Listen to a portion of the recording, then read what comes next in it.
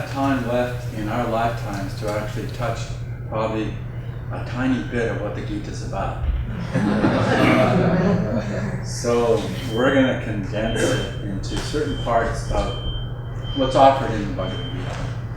And hopefully that not only will be inspiring what's going on for all this, but giving the chance to really move forward with experience. As we were saying last night, to some of you who were at the class down in Nanda South Bay, that inspiration is important, but more important is that we take that inspiration into action, into experience. And that's the real essence of the Bhagavad Gita, is it's a call for us to live more in the divine. Bhagavad Gita means the song of God or the song of spirit. And just taking that little clue helps, because it's a song. It automatically refers to an offering. It brings in devotion as an emphasis already. It isn't just figuring it out. It's the song. It's that touch of experience that's being offered to us. And so we'll try to focus on some parts of it. I don't think we'll get too far, but enough where you'll get some experience. And then this afternoon at 2 o'clock, we'll have a period where we invite you to have questions. And if you're really good, you have the answers. So that'll speed up things. So this is really the focus this morning, is the supreme science and art of knowing God. And it really is what Krishna conveys. Krishna representing the Lord to Arjuna, who represents all of us. So it's a very personal, direct experience that's being offered. It isn't a philosophy. It isn't a theology.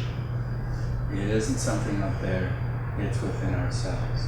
So for those who don't know who we are, I'm not sure we know who we are, but my name is Nayaswami Pranama, and this is Nayaswami Parvati, and I'll let Parvati take it on. So I was thinking this morning about what we'll be talking about, and I'll talk about just what's called the paths of yoga. You know, people are very familiar with this: karma yoga, bhakti yoga, jnana yoga, and there are other yogas, but those are the three main. But it's more really especially when we talk about those in the context of the Bhagavad Gita, and we're starting off and we're seeing what's happening.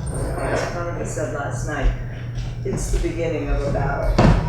It's right, that Bhagavad Gita discourse between God and us, Krishna and Arjuna, starts. Arjuna makes this very weird request for a general of an army right before a battle. He requests Krishna to drive him out between the two armies. You know, you'd think, what? I mean, they could get shot. Anything could happen. But again, Bhagavad Gita, it's all allegorical. And so Arjuna has real qualms about what's about to happen. We have real qualms usually as we turn toward the spiritual path and really take it up in essence, because we know inwardly, the soul part of us knows, things will never be the same again. And it's true with war. And so it's an inner battle that's about to take place, and Arjuna goes out in between the two armies, and he looks, and they're all related. You know, there's hundreds of the cousins who represent material desires and sense experiences, and then there's his own brothers who represent the soul qualities in us. And so when they're out there and looking at this, and Krishna is just the driver. God is just God again doesn't impose. God just simply takes the chariot. We ask him to do that, and he drives it out there. And Arjuna just at a certain point, he just says, and again, this is all of us, I can't do this. I can't fight this fight. I can't kill everybody that's familiar to me. I can't take up the spiritual life. What about my family? What about my, all my commitments and all the things that are near and dear to me? Am I really going to have to let go of everything? And it appears that way, but it isn't in essence what actually happens. And it isn't in essence what's being asked of us. And who is doing the asking? Our own soul. We are children of that divine. And we can't get away from that. It's what keeps people moving, all of us. You know, and they have, again in yoga, neti, not this, not that.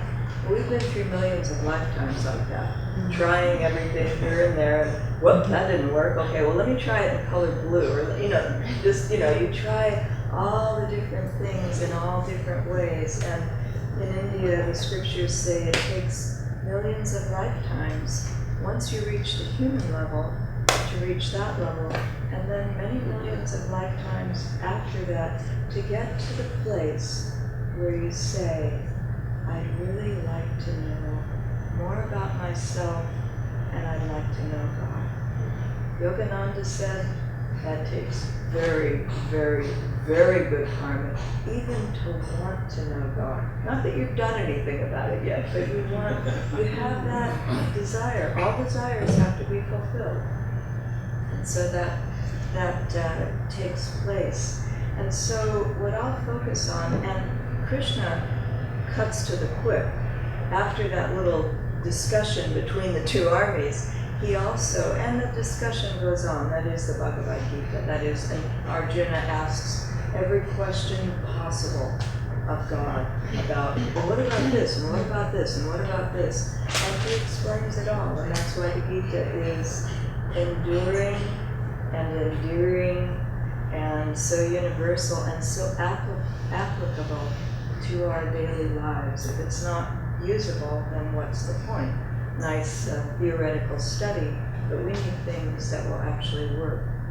And so the first chapter, things get discussed. The second chapter, it's right into action and right action and how to live your life. And that's where Krishna comes in, and he really starts to talk to Arjuna about how to live. And that's why it's so very interesting. And so we have that karma yoga aspect, and karma means action, all kinds of action, any kind of action. And as we know, my karma ran into your dogma, something like that on the bumper sticker, but anyway, something like that. We make jokes about it. But karma is simply action. It's good, bad, and different. But every single action that we've taken is recorded in our subconscious. And we can never, it's just who am I? Well, look in the mirror and meditate. And you start to get a feel, who am I? Because it's all there. You don't need to go to a psychic to tell you. If you meditate, you'll feel who you are. But then the question after that is, how do I move on from here? How do I deepen my understanding of who I am? And how really do I uncover that deeper part of myself?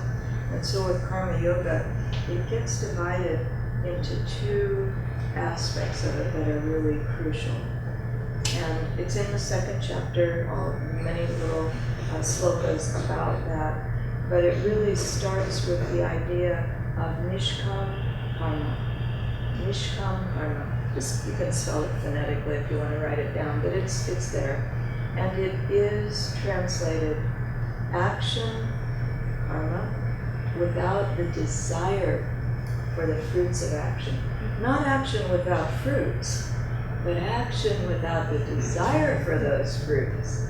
And, for all of us, it's like, again, I heard that term for a long time when I first came on the path in this lifetime, and it meant a little something to me. But we have to take these things and really make them our own in our daily lives.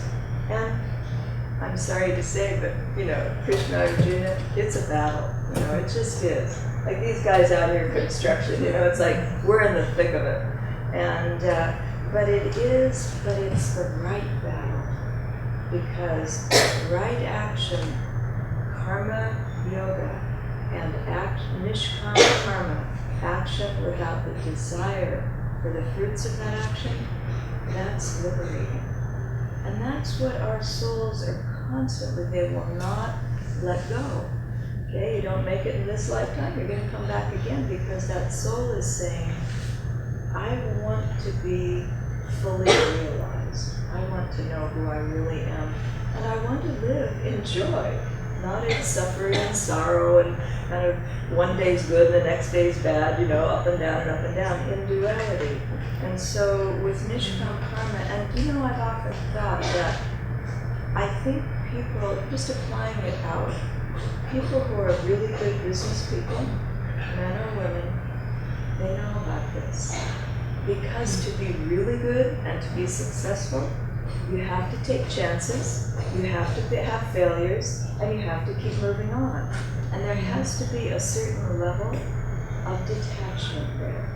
That's a different word, but when we get to what really works, it's action without, you can just cut to the chase, action without desire for the fruits of that action. And you think, well, what does that feel like? I mean, if you don't have desire, I'll tell you, it feels very free, because you can simply act and know that you're doing the right thing. And I'll talk about right action in a minute as well. But it's more that you're acting with a sense of, let's do what's right. I feel intuitively, and intuition comes from meditation. And we'll talk a bit about that later. But we each have it, and we each can develop it. Swami Kriyananda was once asked by someone, well, how do I develop my intuition? He said, by using it. But using it in the right way, Intuition means you get a feeling, and especially, again, meditation is core to this. We need to just keep trying with meditation and make that practice real to our lives. But as we do that, we will start to feel inwardly who we are and what is right and what is not so right, not good for us. And but so action without the desire for those fruits feels free. And it's very fun to just start, and again, for each of us who mentioned this last night, you have to start from where you're at. We can say all kinds of wonderful things today, but you have to take the bits and parts of that you feel you can do and apply them from where you're at right now forward. And it will unfold for you, but it can't be what it should look like. It has to be what's right for you. So in this, I just want to refer back to a couple of things in here, because these are from the commentaries of the Gita. And basically, one of the things or the main thing that really draws us back into desire and into attachment is the ego. And so, although we are a soul in our deepest essence that has an ego, that has a body, that has a mind, but in essence we're a soul. But that ego always keeps pulling us back to this body, this mind. It's very particularized and individualized. And with spiritual life, we will find that as we go along, we have to start loosening the grip of the ego. And I'm going to point that here because right at the base of the skull is the medulla oblongata. Yogananda said that is the seat of the ego in the body physically. And in meditation, it's interesting because sometimes, often, people will be meditating and they'll feel tension at that place. And the soul wants to be free. The ego realizes as we go along, wanting to be free and becoming a little more free, that means the diminution of the ego's hold on us to be separate from everything. We're one with everything in essence, but we don't know that yet. We haven't realized that yet. And the ego is the part of us that keeps pulling us back. And it's a big deal. It's quite a foe. You know, it's the one, as Pramada said last night. The ego is represented by Vishnu. He's the grandfather. He's been around for eons, since we ever came into this body, many millions of lifetimes ago. But he's been around, and he has ruled the kingdom off and on, and he's now a big, huge, big, strong warrior, and he can't be killed. And the forces that are around him of materialism say that during this battle, what's coming up very quickly here, always protect Bhishma. Do not let him out of your sight, always protect him. But even beyond that, the ego cannot be killed. You know, I remember when I was first coming on this path and just delving into spirituality, kill the ego, you know, was some kind of a phrase. It's not possible.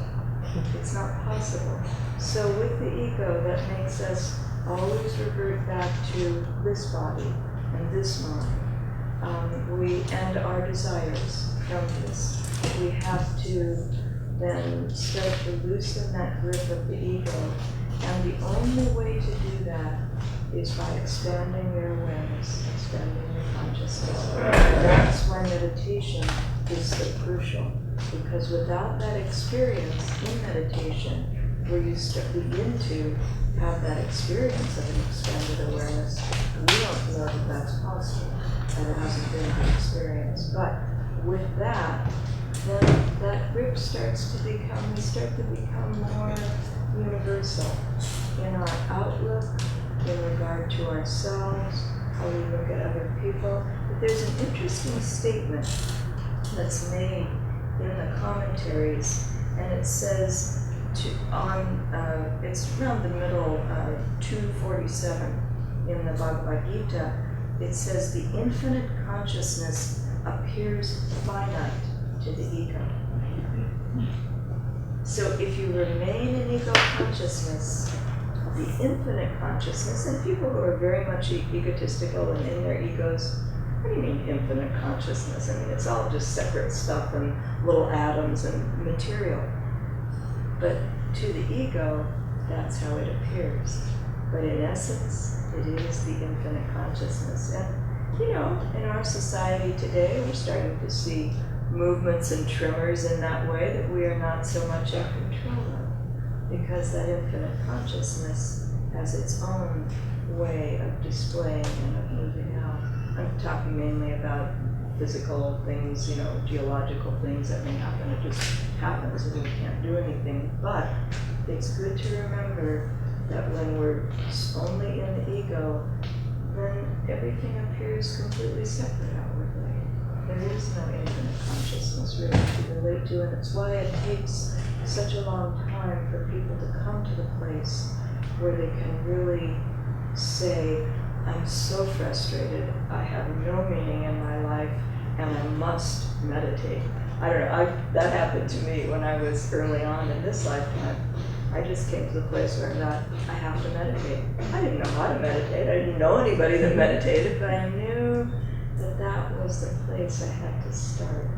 And with support and with instruction and all of that, it was able to happen. Until that happens, then we're only being able to view through the ego. And that appears that there's no infinite consciousness and there's no spiritual. So anyway, just keep that in mind. And the other thing that jumped out at me was that he says in the commentary, it is necessary to be intensely active for God, to develop that intense awareness which alone lifts one to superconsciousness. So again, Krishna immediately is saying to Arjuna, you say you don't want to fight, you just sat down in your chariot and you're not interested because it's going to be too hard. But I'm telling you that that's an action right there. So whether you choose to act or not, you're acting. You're in the physical world, you are acting, and you better choose the right way, because otherwise it's going to be real painful. And it will be ongoing suffering and sorrow and, you know, ups and downs. Yes, you know, you have a pleasure, you have a pain. You have love, you have hate. It's duality. And Krishna says, it's my duality. Get away from it. It won't work. The only way you can live in this world and be at peace and be in divine love and joy is without attachment. And so that's why the first one, Nishkam Karma. Yes, you have to act. You'll be propelled to act no matter what. But act without desire for the fruits of your action. And you'll find it's really thrilling. When I first came to Ananda, it was in the early 70s, and there was nothing there. Ananda Village I'm talking about. Ananda's everywhere now. But Ananda Village, there was, 350 acres, an old farmhouse, all this stuff, a lot of mud, a lot of rain, and, just stuff, not much in the way of roads, and we had 2 telephones, period. All right, one at the farmhouse, and one that the publications building was finally built, and so there was one there as well. So we could actually have 2 places to communicate with each other. Amazing that you think about that now. But at any rate, I remember Swami Kriyananda, and we were all very into doing this. Love for God was there, a lot of energy. Most people were in their 20s, maybe early 30s. And so we just had a lot to do. And we had a whole community to develop. And so I remember Swami Kriyananda just very much saying, if you see something that needs doing in the community, do it. Don't just sit there. In other words, he couldn't do it all. It had to be done, of course. The community is about people. But I'm saying this because my direct experience was I started a market. Well, I didn't know anything about markets. I didn't know anything about food. I didn't know too much about business, but I had common sense. But I remember at the same time that I was doing that, Swami would give Sunday services, and we'd have satsangs and teas, where he would be talking about all of this. Nishkam Karma, don't forget, no attachment to the fruits. Do it, have the fruits, but don't be attached. And so it was a wonderful way to really experience what that felt like. And we're young spiritually. And so you stumble and you get attached and then you say, oh, okay, I got it. I don't want to be attached. And so, you move on. And there was only support from him for doing something. There was not judgment about, well, I'm not sure that's quite right. No, just, as long as it was generally going in the right direction, it was so important because it's Nishkam Karma that's at stake here, that we experience that. And I experienced it, and I can tell you it was thrilling and is thrilling. How could you go on doing pioneering, and I'm just still a pioneering work, pioneering forever and ever and ever, because it's about Master's work, it's about Divine Mother's work through you. And so that attachment to the fruits is not there. That desire for the fruits is not there. And so you have wonderful fruits, but you leave them. They're God's. Those are for other people to enjoy. But you have this wonderful sense of freedom and real, I wouldn't say power, but it's not physical power, but it's spiritual grace, which is power that flows through and allows you to do things you thought, how could I ever have done that? How could I ever have done this? And I have applied that principle to my life throughout all the rest of the years. I did things personally for my family that I look back on and think, how did I ever do that? But if you get in that flow, then you can do whatever needs to happen. You're not thinking about this body, this mind, this personality. You're just thinking about the energy, and you're looking and seeing what needs to happen, what's trying to happen, and what needs to happen. And so you're acting without the desire. And it's thrilling. Just take it, from me. It's just a wonderful way to live. And it's a wonderful way to be able to serve people too. Because you also get into that with how you serve other people. Because there's no desire for the fruits of the action that you're doing with them either. So, in relationships, it's usually, I'll give you this if you give me this. There's a tit for tat there.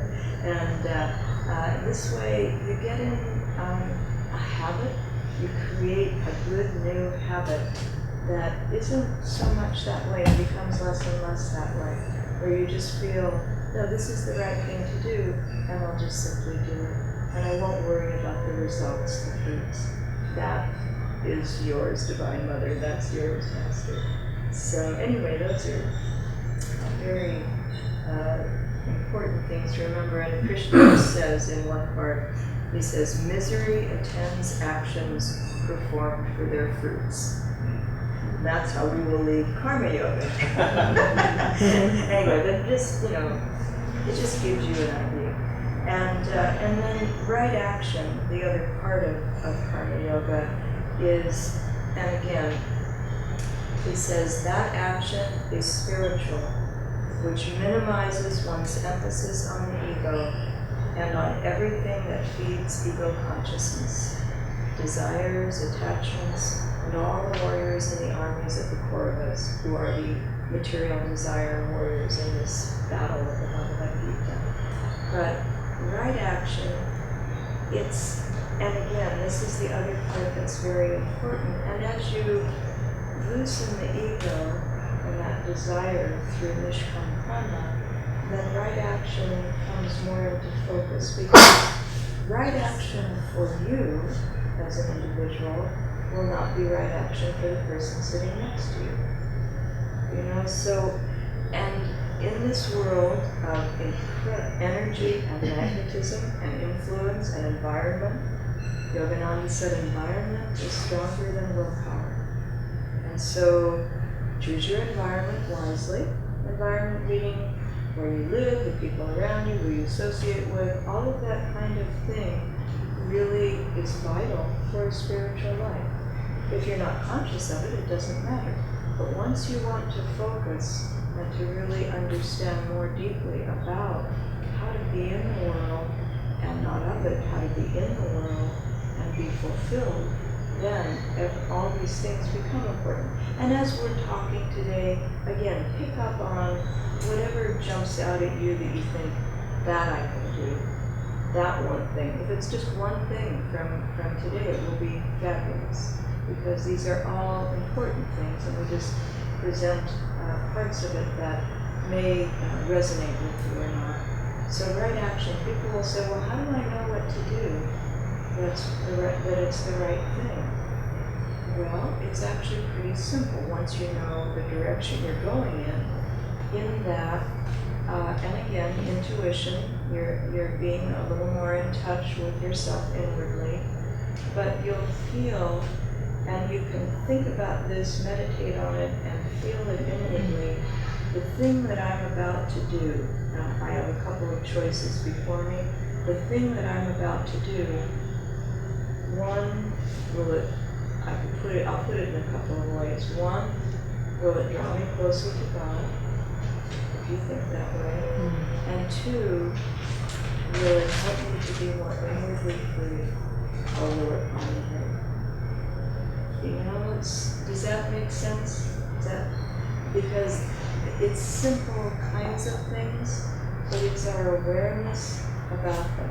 And sometimes, hey, we just say, you know what, I'm just going to do it anyway. Because I want to. Desire is there, and you just move ahead. And then you pay for it. Everybody knows that. But you knew that just always, even if you can't or don't want to do it in that moment, be aware of it. Be aware of that feeling of how you distinguish what is right action for you and what is not right action for you. And it's a directional thing. All these things of yoga and the spiritual path, they're all directional. So you take a step. You get an intuition about something that you feel is the right thing for you. And a lot of times it has a lot of desire attached to it. We're trying to say, no, there's no desire, but there is, So what do you do with that? Well, test it out. Again, a lot of these are common sense things, but take a step in a direction that you've decided on, and then check it out again, see how it feels. Take another step, see how it feels. That classic story of St. Francis is the one where God, Jesus Christ, spoke to him from a crucifix. Wow, that's pretty direct. And said, rebuild my church. And so he did. He was sitting in a dilapidated little chapel, and so he went out and he started collecting rocks and all that. In other words, he took it very literally. And he couldn't do otherwise than that. The other implication was so overwhelming that there was no way for him to think about that. And so he just did that for a few years. And then, as he meditated, prayed, and worked, he understood what was really being asked of him. And so he then moved forward into the fact that Jesus was asking him to rebuild the church, the Catholic Church, not the little chapel he was sitting in. So for all of us, just as an example, that's something where you can say, let me just test this out, see how it's going. And it may take turns, it may take many turns in your life, but at least you're really building your intuition and trying to follow the action that's right for you. And again, environment is crucial to all of this. Don't just go with the flow and what's popular these days. In America, everybody loves fads. Now everybody's doing this, everybody's doing that. Well, it's okay if it's not important stuff, but even in that, it's important to start really tuning into what's right for you. What will be your next step? You take up meditation. How long should you meditate? Well, meditating more than 5 or 10 minutes must be great. You get a fanatic if you do that. Some people will say that. What are you sitting still for all the time?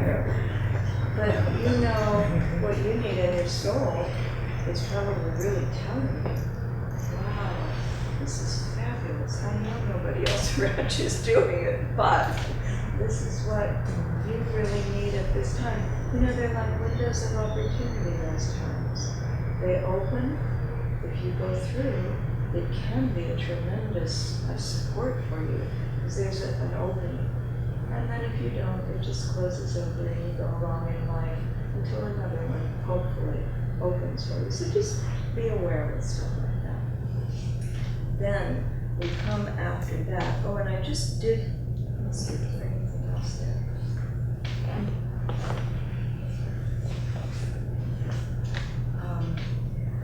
So I think that's mainly it for Karma Yoga, and to really focus on that. And then the other 2 yogas, Jnana Yoga and Bhakti Yoga.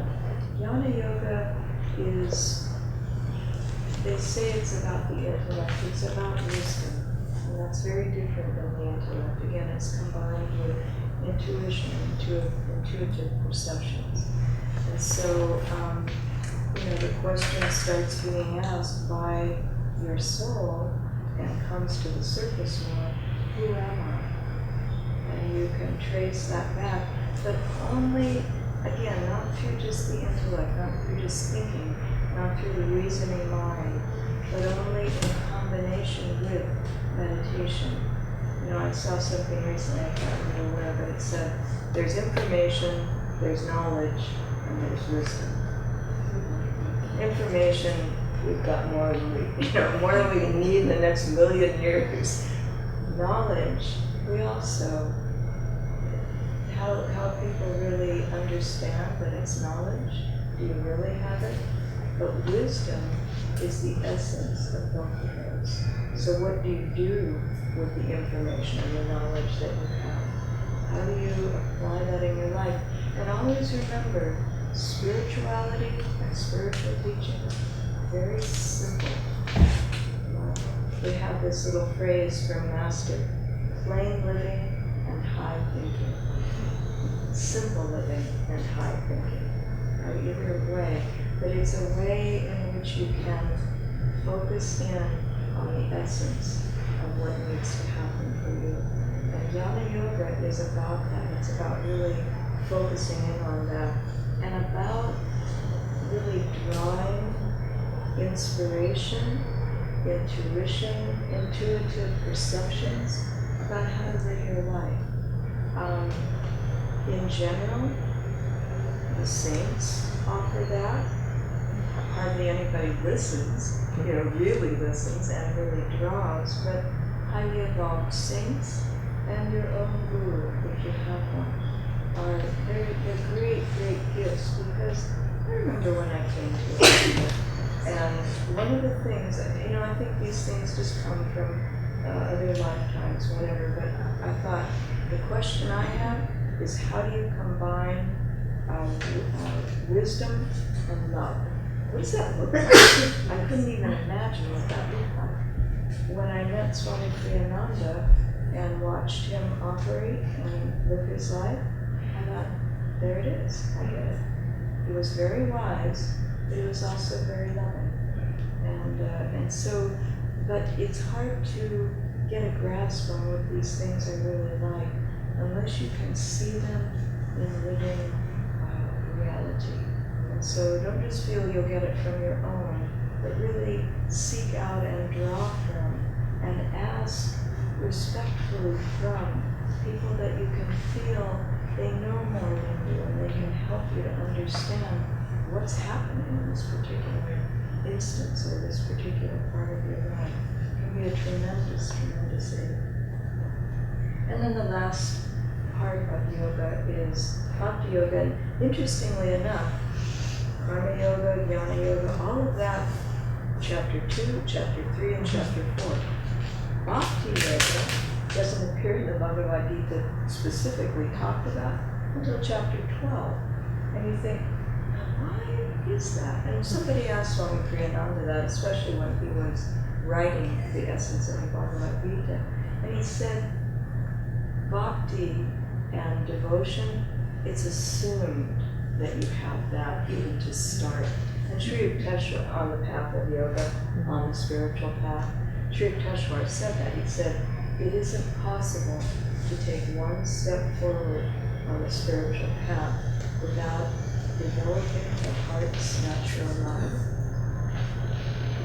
So without that there, that's why there can be all these studies about meditation and what yoga does and all of this, but without that heart's natural love starting to blossom, you're not going to get it. It's not going to be there for you. And so Bhakti Yoga comes, and it's so sweet because the verses that are written here are about Krishna saying to God, saying to us. So you should just think of me, only think of me. I'll just paraphrase it. Only think of me. Well, but if you can't do that, then dedicate all your actions to me. Everything you do, dedicate it to me. And if you can't do that, then try to think of me sometimes and do things for me. And if you can't even do that, give me your failure. And actually in this one it says, then give me your intentions, ever striving to discipline your mind, offer to me the fruits of your every labor. So again, the Gita, Krishna representing God, is very kind and supportive. They know how hard it is. It's their delusion. It's their Maya. I didn't create it, they created it. So there's a lot of support and a lot of very specific things that we can zero in on to be able to start to lighten up and to live life in a way, Yogananda said, this world has been made for our education and enjoyment, but how few are either educated or enjoy themselves. Entertainment is what he said. How few are either educated or entertained. But we can be those few, and the path of yoga gives you everything you need to keep moving forward on that. And having satsang like this, not a part.